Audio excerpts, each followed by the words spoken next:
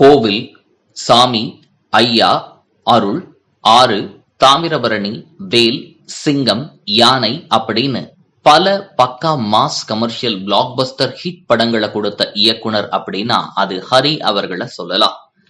கிராமிய மனம் சொட்ட சொட்ட, பாட்டு, ஃபைட், ஆக்ஷன், சென்டிமெண்ட், மெசேஜ் அப்படின்னு ஒரு கலவையான மசாலா படங்களை கொடுக்கிற மாஸ் இயக்குனர் அப்படின்னு இவரை சொல்லலாம்.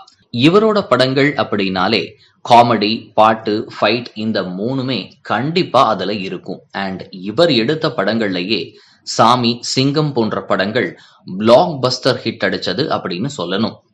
குறிப்பா சாமி படம் விக்ரமுக்கும் சிங்கம் படம் சூர்யாவுக்கும் அவங்களுடைய கெரியர்லயே த பெஸ்ட் டேர்னிங் பாயிண்ட் மொமெண்டா இருந்துச்சு.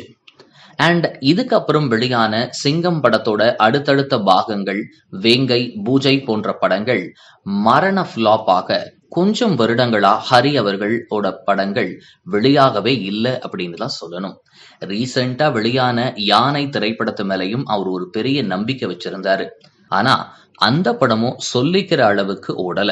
சமீபத்துல இயக்குனர் ஹரியோட புதிய ஸ்டூடியோ திறப்பு விழாவுக்கு நடிகரும் தயாரிப்பாளருமான சூர்யா வந்து ஓபன் பண்ணி வச்சாரு. சோ இப்ப வந்திருக்கிற லேட்டஸ்ட் நியூஸ் என்னன்னா, ஹரி அவர்கள் 3 கதைகளை வச்சிருக்காரு அப்படின்ற தகவல் வெளியாகி இருக்கு. இதுல ஒரு கதை சூர்யாவுக்காகவும், ஒரு கதை கார்த்திக்குக்காகவும், ஒரு கதை விஷாலுக்காகவும் அப்படின்னு அவங்கவுங்க பாடி லாங்குவேஜ் அண்ட் ஸ்டைலுக்கு ஏத்த மாதிரி ஒரு ஸ்கிரிப்டை ரெடி பண்ணி ஒர்க் பண்ணி வச்சிருக்காராம். அண்ட் இந்த 3 படங்களையுமே 2024 எண்டுக்குள்ள ரிலீஸ் பண்ணி மீண்டும் ஒரு கலக்கல் வெற்றியை பதிவு செஞ்சு தான் விட்ட இடத்தை மீண்டும் பிடிச்சிடணும் அப்படிங்கறதுல ரொம்பவே குறியா அண்ட் ரெடியா இருக்காராம்.